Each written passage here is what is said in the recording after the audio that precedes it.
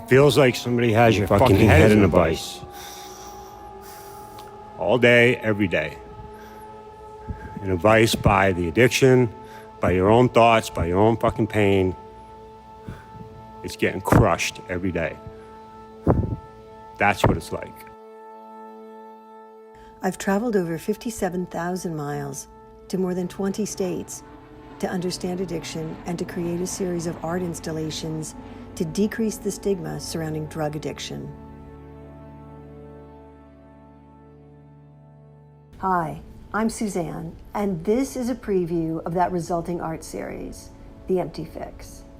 For this art series, I traveled around the nation interviewing people who were suffering or recovering from drug addiction. The core of each interview consisted of key elements. I would photograph people's eyes. I would ask them why they became addicted, what fueled that addiction. I would get an audio recording of each person's description of the actual compulsion or urge to use. And then I also gave each interviewee a note card on which he or she would write a message meant for you.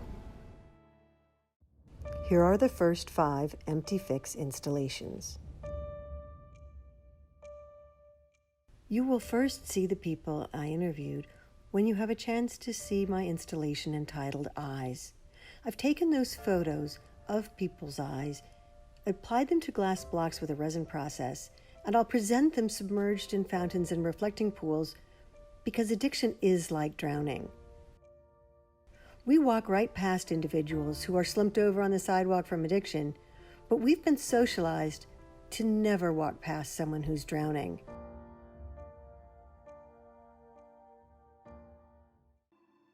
While interviewing people, I realized that they have a lot to share.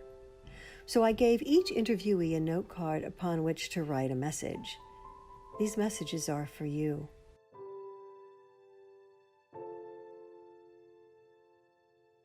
I present them in medicine cabinets contained within bathroom segments to provide an environment reflective of private moments.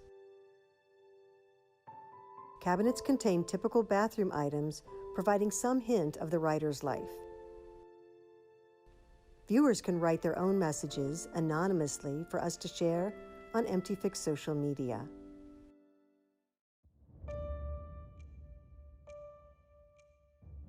A young man in a Salt Lake City homeless shelter taught me to ask not how someone became addicted, that doesn't matter, but to ask why. And the answers were so consistent. People are made vulnerable to addiction by psychological injury, sexual abuse, trauma, neglect, bullying, social isolation. We focus our attention on physical safety, but what can we do to keep our youth psychologically safe? I use drugs to numb the pain. I've picked up so I could forget watching my brothers being abused by my dad. I first used because I felt lonely and was looking for a way to escape. I was physically, mentally, and sexually abused by my father.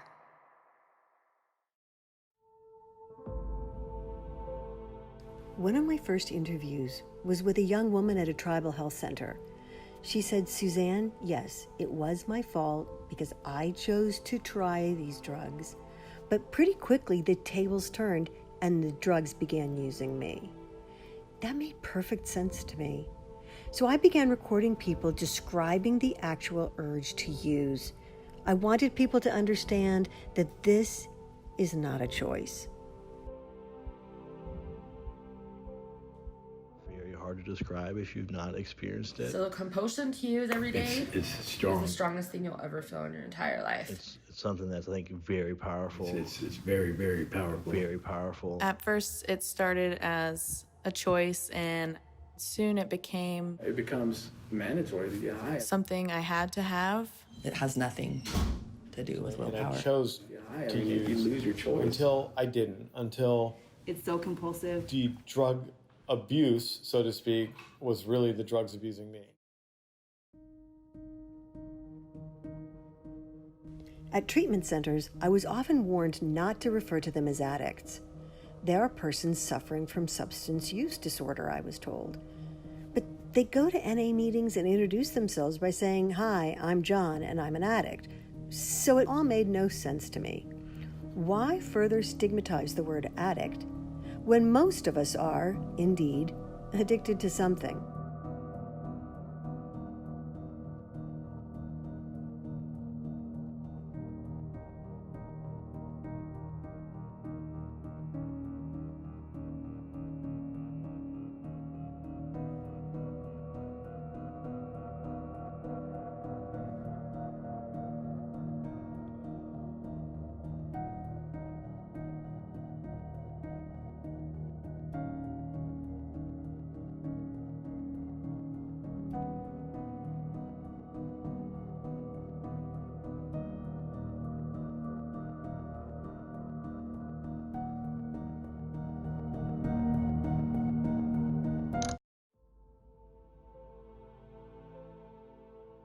In addition, I've conceptualized, in collaboration with an art therapist, a community art project that people across the country can replicate to honor their loved ones lost to overdose. Entitled Unforgotten, these strands of gene pockets provide space upon which people can write the names of those who have died because of drug addiction. The varying hues of denim reflect shades of humanity, and the pockets allow for private notes to be added.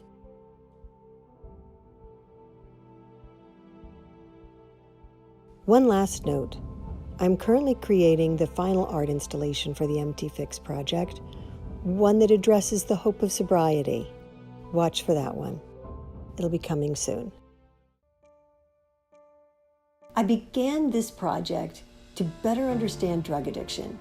My goal with it now is that hopefully this art series will help decrease the stigma surrounding drug addiction. Maybe then more people who need treatment will seek it. For more information about the MT Fix project, visit mtfix.com or contact me directly.